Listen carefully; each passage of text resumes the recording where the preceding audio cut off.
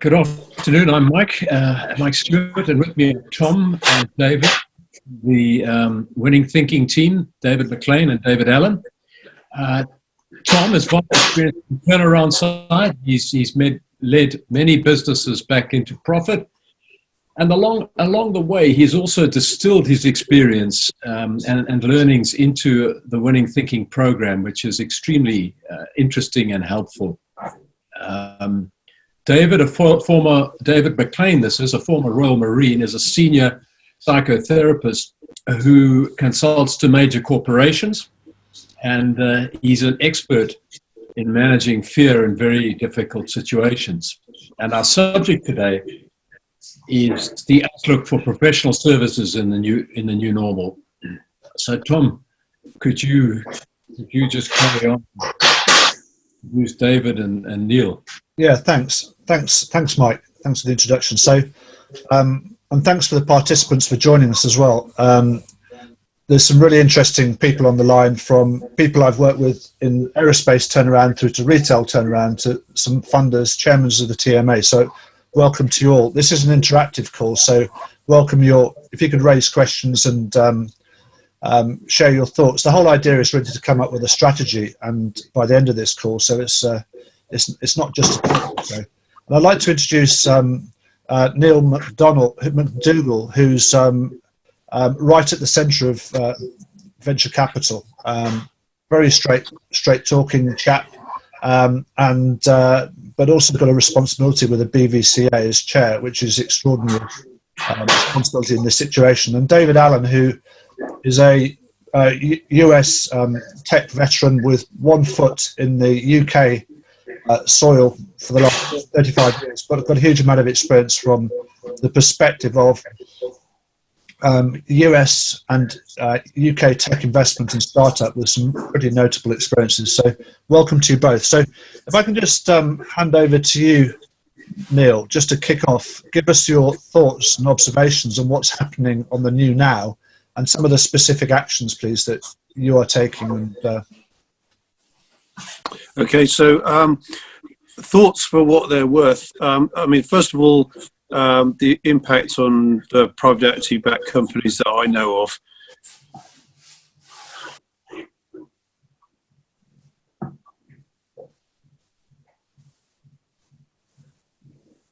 Sort of at that end of the hospitality sector, all the way through to doing exceptionally well. So anything involved in scrubs, cleaning, would you believe it, outdoor play frames for kids, doing phenomenally well and with huge order books.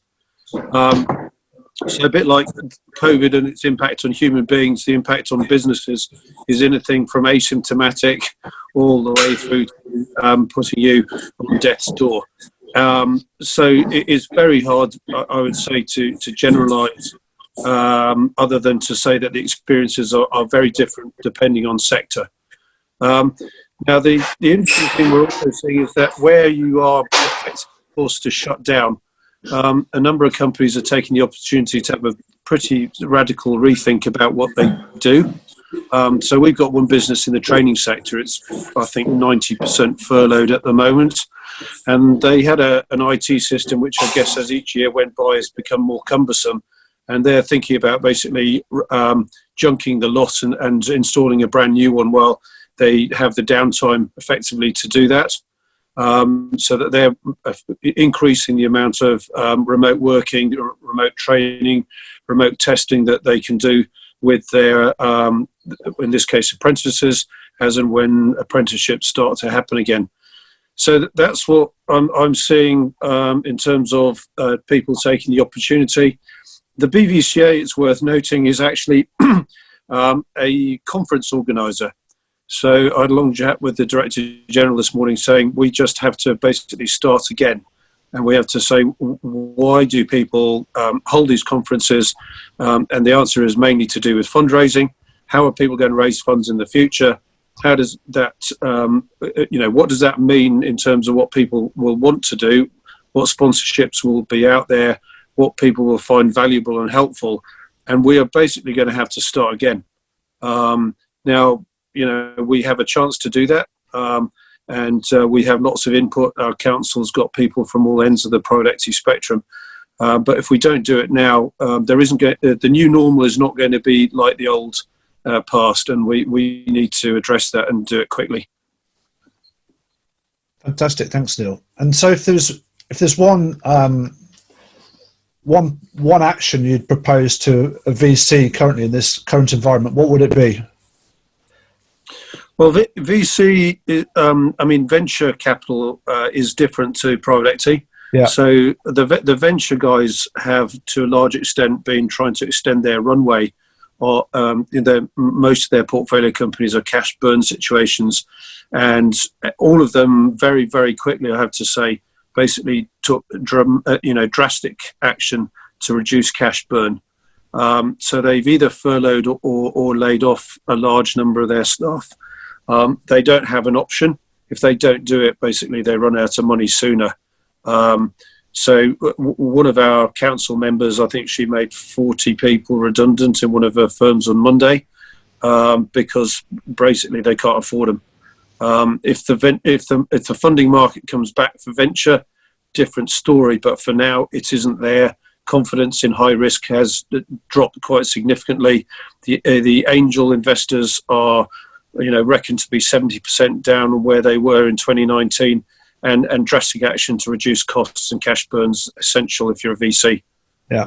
And what about the operational side, either in private equity or venture capital? What do you think the one thing to operationally save the financial cash in terms of defining the new now? What's the key thing, Neil? In most, I suppose my previous point is worth bearing in mind that the how difficult this is varies from exceptionally difficult to actually your biggest issue is how do you manage to get the products out of the door. So it's hard to give you a simple answer to that one, Tom. Most people, it's cash. And the first thing most private equity backed companies did was draw every single piece of revolver and credit facility they have anywhere in the world. Yeah. One of the companies I'm involved in, I think they've tapped the Paychex grants in the US. They're actually getting, would you believe it, a Sybil here in the UK. They've accessed the German facilities as well. So they've basically gone right around the world saying, where can we pick up cash? Because you just don't know how long this is going to go on for. And when you start to rebuild your debtor book, that's going to soak up a ton of cash as well. Yeah, no, that's great. Thank you very much, Neil. So I guess just to share some stuff from our side, I think we're facing a situation which I describe as being a bit of an epiphany. I think there's some really positive things which are coming out of this, and we need to build on those and also read them accurately. So I think survival depends upon the difference between thinking, doing, and corporate suffocation. And if I just sort of try and outline what I mean by that, I think we need to find the courage to face the fact that we've got it quite badly wrong over the last 50 years. It's not even a particularly straightforward short-term thing. Over the last 50 years, it's been quite easy. We've been pillaging sort of natural resources on a scale like we've never been before, and we haven't really been fixing the right problem. So I think that leaves a lot of owners or CEOs not really knowing how they've made money. And the oil industry, for example, has known about climate change for the last 40 years. Yet over the last 30 years, the actions or the doing has been to burn 50% of the CO2 that's ever taken place. And the challenge with this is actually understanding what's actually driving us. And the underlying driver, which from the 1970s is all around more. And so this is really where a lot of the business theory comes from. It's around more. It's the mantra of more. And so in a nutshell, unless you're actually aware of the thinking, what's actually happening in an organization, then really nothing changes. Unless you action the change, that's useless because you undermine the trust of the people. Furthermore, I think when we look at VCs, the work we do with VCs, it's really important to measure performance in relation to the team and also their objectives to ascertain who actually can take new actions and test that. And I think some of the symptoms, the reason why the strategy is wrong is because the rework that comes out of this is very difficult. So we've got huge environmental damage. And so we're talking about COVID-19, when in fact the sustainability issue is actually much bigger than what we've got from COVID-19. So I think we need to move away from the sort of bounce back Boris situation, which is creating a dependence on government. The focus on restructuring, really nothing changes. You create listless businesses. Financial analysis as well. IBRs, limited benefit, and the digital domination has actually been reducing profits quite dramatically over the last few years. I think a lot of organisations are also waiting for data, so before they act, and organisations like ASOS are getting caught out because they're very much growth centric, and when the revenue drops, all of a sudden they need 500 million. It's not a small amount of money. So when you understand the cash dynamic, it's difficult. So, and I think the challenge as well with COVID-19 is this notion from we must get back to work, actually, as if we just go back to work. And so we have to be very careful that our actions that we take now are aligned. So the boss of Bentley the other day, or in fact last night, said that they can only run their factory at 50% output. So, and how long for? So, you know, how can you manage the downside of that to make sure you make money? Because you don't know how long that's going to go on for. And a double-decker bus, you can only have 15 people on it now with its current restrictions. So how can a bus company make money? So how do you fix this? So we need to move away from that to, I think, let people be themselves, which creates identity and purpose. Otherwise, people just simply don't care. I think we need to imagine the long-term future. What does that look like? And open up the opportunity by taking new perspectives and think about things we haven't thought about before in our blind spots, and take actions. And recognize as well that all cash does is provide time. And the challenge is, how do we use that time? And government, I think the focus of the government grant, of the government loans, should be a government restructuring grant, a one-off window, because there's still a lot of the tech VCs are saying when we get more cash, and I think that's very unlikely to happen.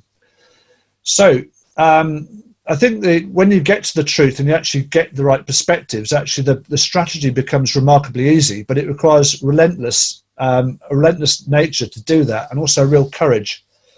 And I think the big flaw in the professional services approach is that it's financial modelling first, rather than getting the truth and the thinking right, rather than the other way around. And that should really get the thinking right, define the business, and financial afterwards. I think the other thing as well, we need to take a 360 view. So China are a very real threat to the economy in fairly short order, and we can't lose sight of some of the bigger issues. So in terms of the actions we're taking on this stuff, we've done 200 company turnarounds. We've identified the perspectives that really matter. So what are the blind spots that really matter? So that leaders can actually learn for themselves rather than tell people what to do.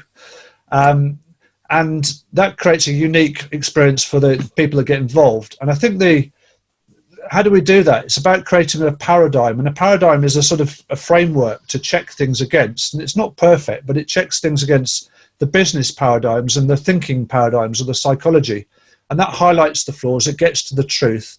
It also is about taking immediate action. So in these sessions we run, we take immediate action, right? Otherwise, we just create a long shopping list of things we'll never do. And actually, there are lots of things that David will probably highlight and touch on later that stop us from taking action. And without actually getting the people side right, I think a lot of businesses become listless and profitless. I've never known a listless business become profitable. So thinking is really powerful. It frees up time. This is all about fixing the right problem. And when you fix the right problem, it's very easy to stay on track. So I think the challenge is, do we know what the mantra was that killed Carillion? Are we looking out for the right things?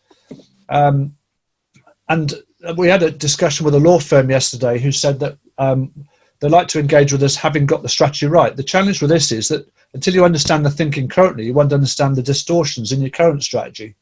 So to answer the question specifically around professional services, I think it's unfortunately they're suffocated by economic rent, and they're not commercially motivated to actually fix the right problem, because if you fix the right problem, you can just clear off.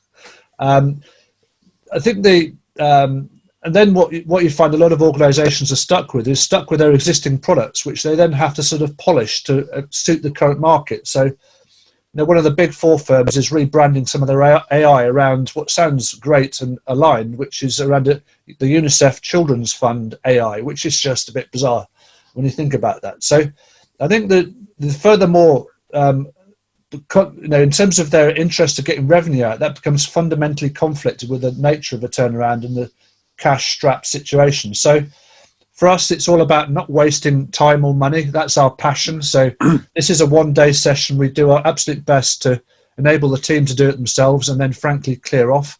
But we do provide support thereafter.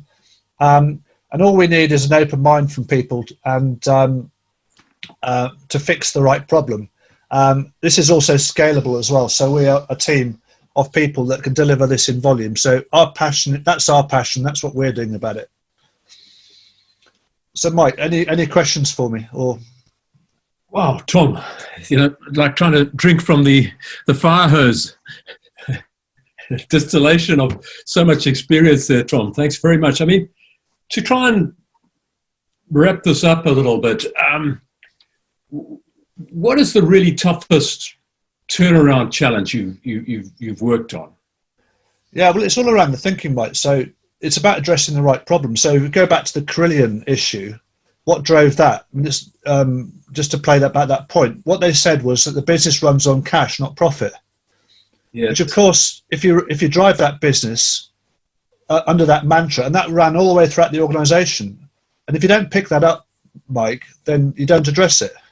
But of course, that's going to run out of cash because the cash will catch up with the profit and the way the business was funded, etc. So it's about addressing the right problem, Mike. And when you address the right problem, then it's easy. And Tom, if I could chip in there, that cash flow that you're talking about there, that's not just operating cash flow, that's including borrowings as well. Is that the point? Well, no, they were talking about operating cash. They could talk about the money in the bank. So their whole focus was to get very large contracts, bring as much cash into the business as possible, which then funded their work in progress at a loss, which of course is going to, and then the auditors, the challenge with this as well is everybody gets duped by this, Mike. So the power of these paradigms is very powerful. So the auditors rightly got hold over the coals, but it's very difficult to challenge these paradigms because it comes from, and I find it difficult. I'm a pretty courageous, straightforward type of person, but it's very difficult to challenge this. So it requires a lot of courage. And the big four get roped into, frankly, getting duped by this. So it's a very big challenge. Yeah, absolutely. Tom, can I just add, on the services side of things, one of the things that we've seen over many years, and it's a paradigm shift, which a lot of people still haven't completely figured out, in fact, recognised. Most service companies used to get paid by the hours they put in. Yeah. Now you get paid by the result you create. Yeah. A lot of them are not tooled up to recognise this or address it. Yeah.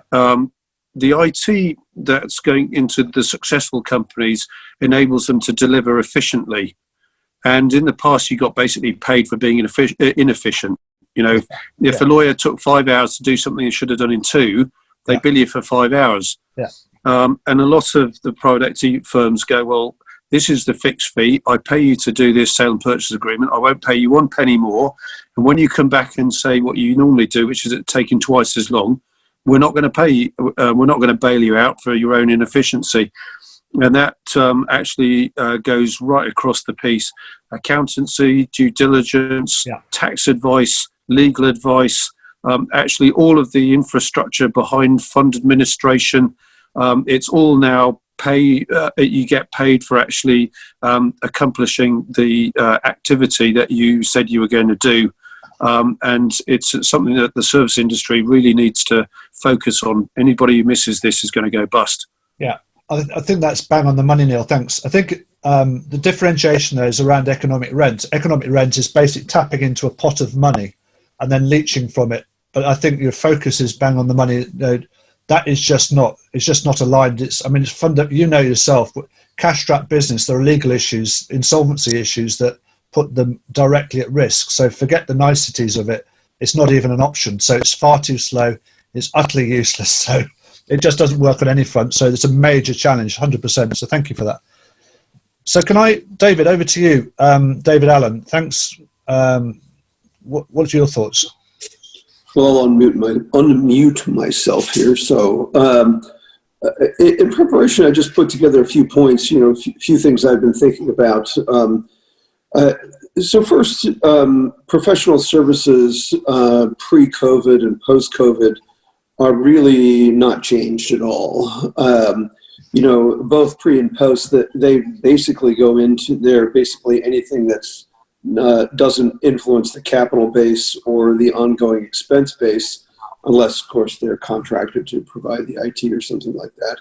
But the direction that professional services are going to take is going to come directly from the industries and companies they serve, that have a clear understanding of the impact of this new normal.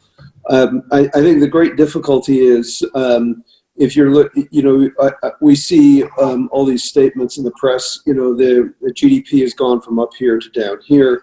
Consumption of goods has gone from up here to down here, and everyone's looking, so how do we get it back to up here? You need to understand there is no up here. This is the new normal. The number of cars being sold now, which is a fraction of what they were 90 days ago, is how it's going to be going forward. Outside of things like groceries and consumable things like that, it's probably not going to change. People are suddenly widely aware that they don't need 5 suits anymore. They don't need to wear a t-shirt because they're on Zoom calls all the time. And the one thing we do know is that this whole social distancing thing is not going to radically change. And there are a whole bunch of businesses and companies that can't possibly survive going forward. It's not possible to take a 747 and stick 500 people on it who are, shoulder to shoulder like this, and fly to New York or fly to Boston or fly to Hong Kong or anywhere.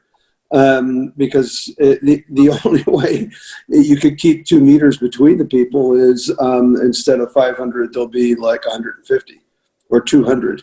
Now, the problem there is the cost of the fuel to go from here to Hong Kong. On a 747, that's roughly $250,000 US to make that trip. Well, if you just forget about the cost of the plane, the staff, everything else. We just took about the cost of the fuel and divided it by how many people were on the plane. Suddenly you've got a one-way ticket that costs about $5,000 US. And there's a whole segments that are just completely unsustainable. And so the role of professional services, in a whole bunch of places, there's not going to be a role, because I like what you had to say, Neil, about people tapping into every possible bit of cash, because we're not going to this position where the only thing that matters is cash. We're there.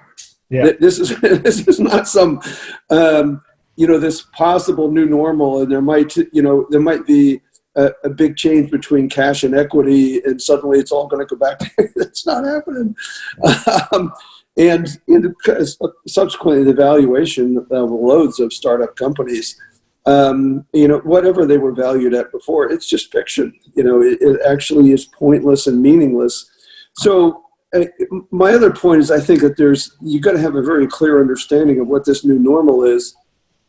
And there's not going to be a lot of elasticity between getting it right and getting it wrong. This isn't something that, you can say, well, we'll just carry on for 180 days and see what happens. No, you're going to be completely dead in 180 days. You're not going to be able to pay the bills. You're not going to be able to rent. So I do think that there's a great opportunity from professional services standpoint, particularly in the legal sector, for them to take some really aggressive action, to stick non-profitable things into administration, get rid of things, use every possible legal provision that you've got, and get rid of stuff that doesn't work.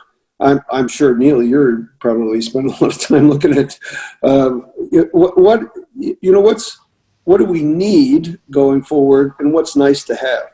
Well, it turns out in the venture capital business, probably 80% of what people come up with and want to build and get funded is nice to have, but do we actually need that for this new normal? Do we need that for car sales that are down by 60% from where they were? Do we need that for the fashion business, which is down 70% from where it was? Do we need that for the jury's out on what we're going to do about the transportation business, because clearly people need to use airplanes.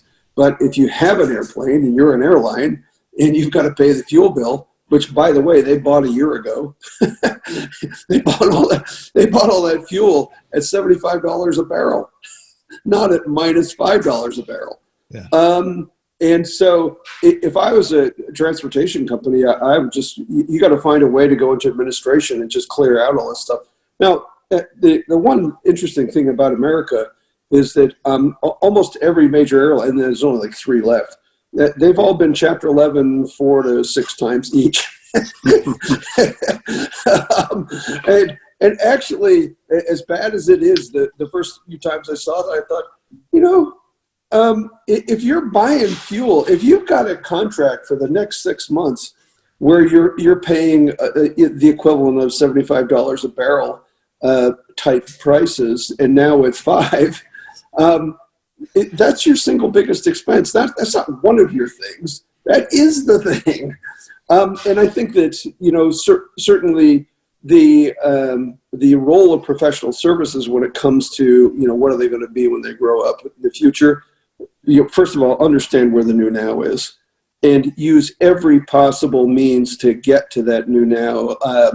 And I mean, the UK is going to be forced to develop some sort of almost Chapter 11 provisions rather than just blanket administration. Some people say that these prepackaged administration things are like Chapter 11. Well, they sort of are, but they're really not. And so you got to go to the next stage.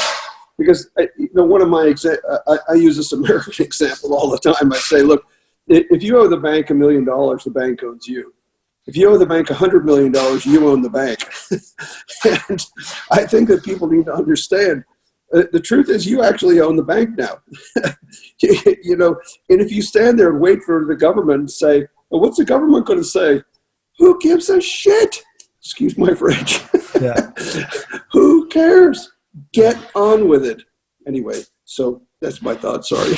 Yeah, brilliant. Thanks very much, David. Tom, it's Neil here. I'm going to have to drop off in about 30 seconds. Yeah.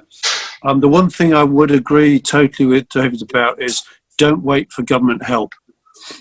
A lot of the government help is currently stuck, would you believe it, in Brussels. So there's a definition called an undertaking in difficulty. It's been in EU legislation since 2014.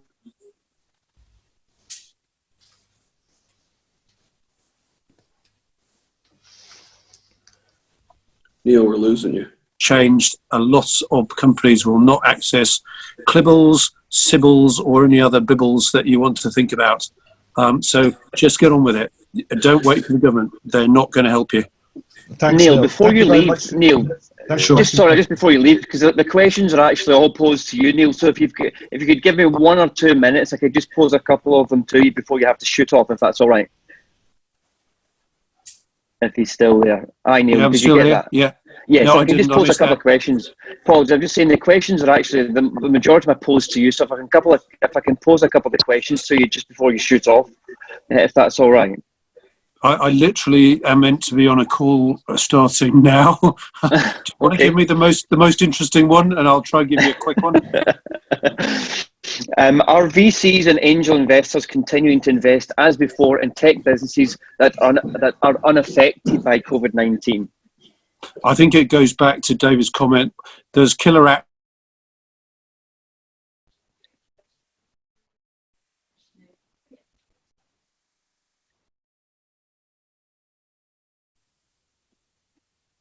Did you hear any of that? We missed that, Neil. Apologies. No, we missed that. There are killer We missed your apps answer. and there's crap, and this distinguishes the two. Got that, yeah. Very clear. I've got to go, Got that. guys. Thanks, Neil. Good Thanks, talking Neil. to you. Have a good one. Yeah, Thank you, Neil. Thank you. cheers. Bye. Bye-bye. Thank you. Right, David, any observations, David, from the people's side in terms of things that have been said? Yes, there's quite a few questions actually, which I will talk about in a moment. But it's mainly just going to bring up that point that you talked about there. And apologies if it's going in and out as well. I haven't seen a bit of Wi-Fi connections issues today. But it was really just about the thing that what is it that stops people taking action, and what is it that's going on in people's minds. And from a psychological point of view, of course, it can virtually always be boiled down to fear. Fear of, whatever, many different levels of fear, but fear of the unknown, and fear of uncertainty, and of course that is extremely prevalent. And I understand that leadership, of course, it's nothing new that are going to need to come up and stand up and be counted more than ever. But actually, it's businesses that understand people. It's businesses that understand how to deal with these fears at this level. That's the businesses that are the businesses that are in trouble, if you like, that need to help. And of course, the winning thinking process, etc., can certainly help with that. So it's people who really understand people who have a proper understanding and can explain succinctly and reasonably quickly as well, that we know what's going on and we know how we can make the changes, and we know how we can help around the blind spots and help navigate people through this difficult time. So I just wanted to add that. Yeah, thanks, David. Yeah. So what are the questions Pleasure. we've got, David? We've overrun slightly. So what are the questions we've got, please? Sure. So that first one was from Luke, and Luke has been enjoying asking questions today. I think he's got a few here, but so the next one is from Richard Blakesley, and I will just read it out as it is. Thank you to Neil for the summary of the BVCA Venture PE activity, and bravo for asking the question about why there should be events and conferences. Do you have a personal view on why you and the others should be running events in the future? If the historical reason for events was principally around fundraising, how would you see that networking being facilitated going forward? I don't think we're not specifically from Neil to ask that question, are we? No. It's all relevant to us that we can answer. They're all for Neil. Okay. So I can generally put them out, or Are they all? What are they related to?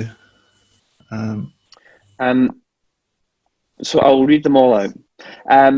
From Martin Zeman, what patterns do you see in the approach private equity firms are taking with the portfolio companies?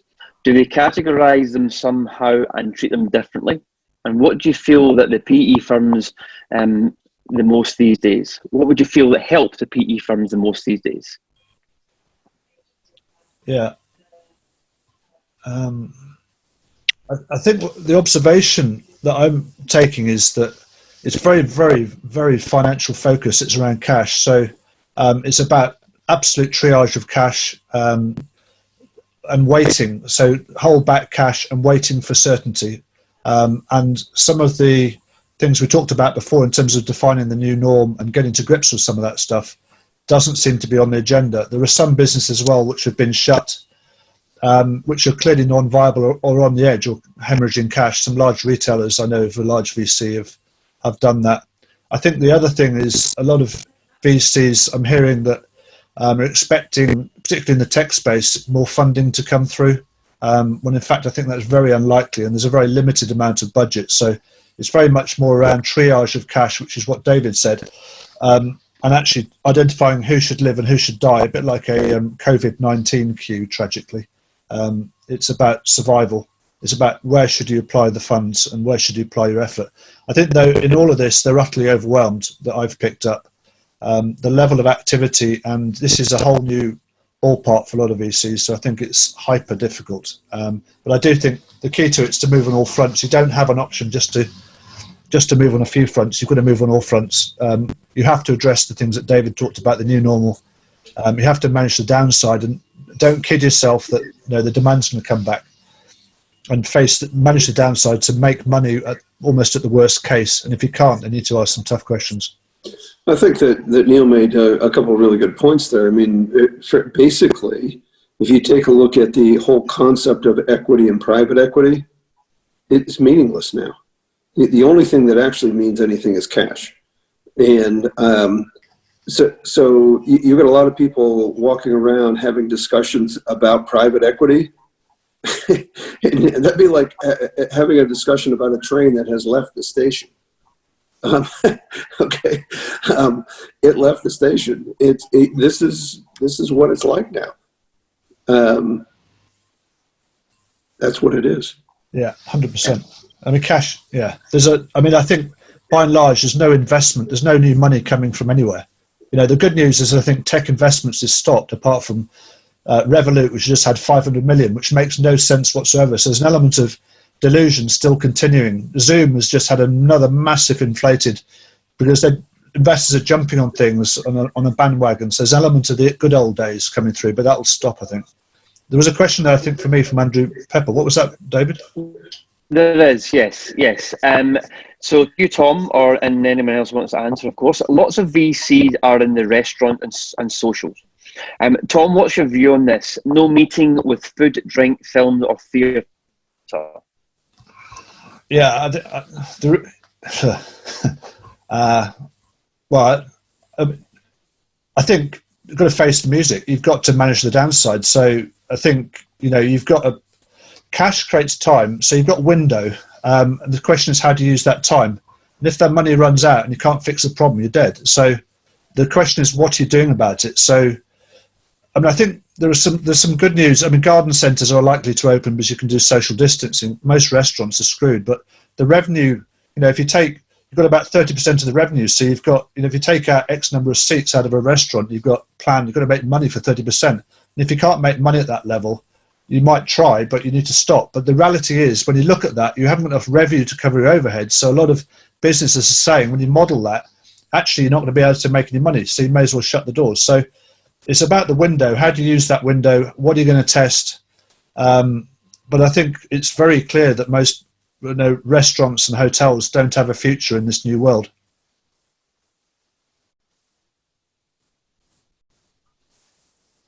What do you think, David? Alan, any comments? What do you think, David? David Allen, any comments on that? Well, no, I mean, that's exactly true. Even the difficulty is the only possibility of survival now is the possibility of immediately grasping this. So if you can't get social distancing to work in your restaurant, just close the doors down. Yeah. Don't waste any more time. No. Whilst we've been having this discussion, the Sky News has just flashed across a flash saying that Richard Branson and Virgin are going to lay off 3,000 people today. The only question I have is, why is it only 3,000? Yeah. The difficulty is, if you're trying to band-aid something that already isn't going to work, then you don't need to hire professional services to figure that out. What you do need is you need to get to grips with whether or not you should be in this business right now. If your thinking is, okay, well, we'll see how it goes, we'll see how it goes, that's a major mistake. Yeah, 100%. I think the other thing I'd add to that is that even having restructured, so even if you pre-pack it, you wouldn't start from where you're going to restart. So I think, that's the other thing with this.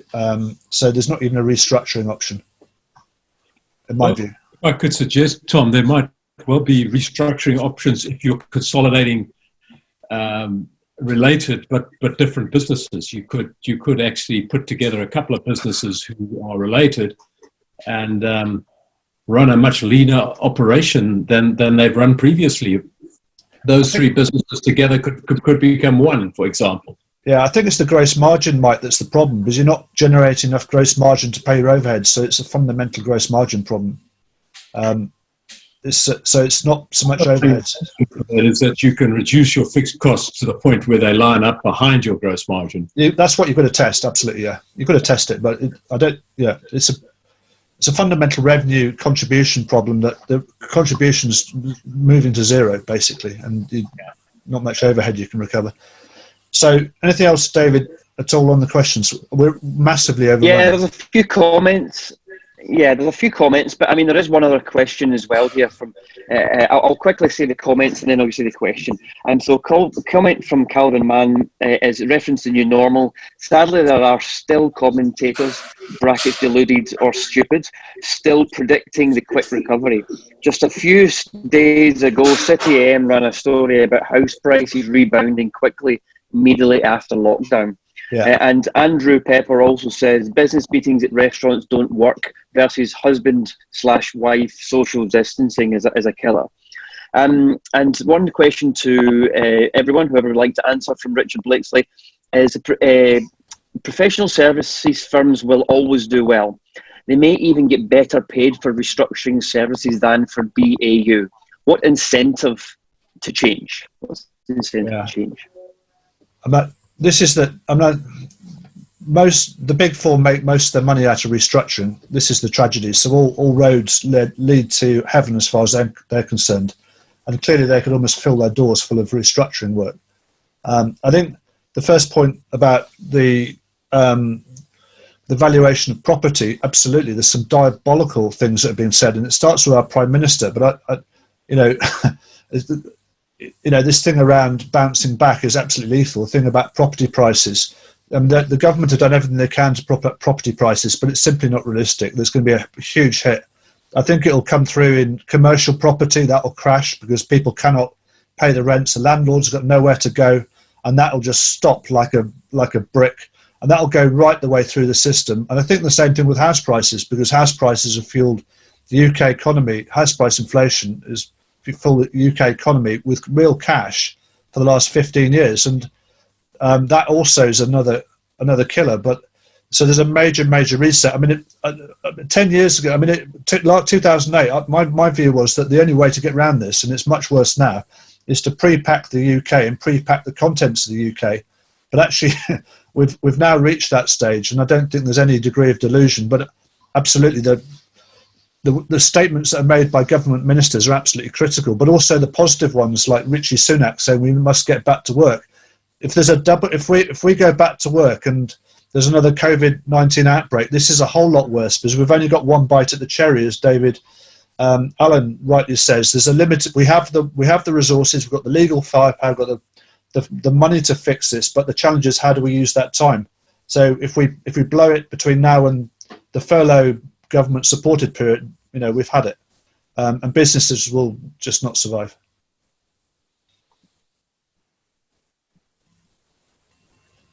What do you reckon, David? That's all the questions.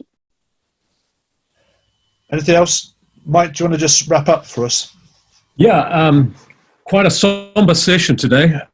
The key issue is obviously cash. Neil warned us that there was no chance of really getting meaningful help from the government. That's a wasted effort. Tom points out how fundamentally, if you can develop your model in a sustainable way, you need to be focusing on your people. You need to be focusing on the long term and what you really need. And the way I articulate this is you've got to line up your fixed expenses behind your gross margin generating capability. And so that's where we are. We're faced with some very serious challenges. David Allen highlighted the professional services having to change their model from charging per hour to a fixed price approach. And David Allen also highlighted this problem of social distancing is becoming a social norm. It won't go away in a month or two. So things such as the restaurant section, the whole hospitality sector, aviation and transport is really in very serious difficulties. So everybody, thank you very much for attending. I found this session most interesting, and we hope to see you again next week. Yeah, thank you very much, guys, for your time. Cheers.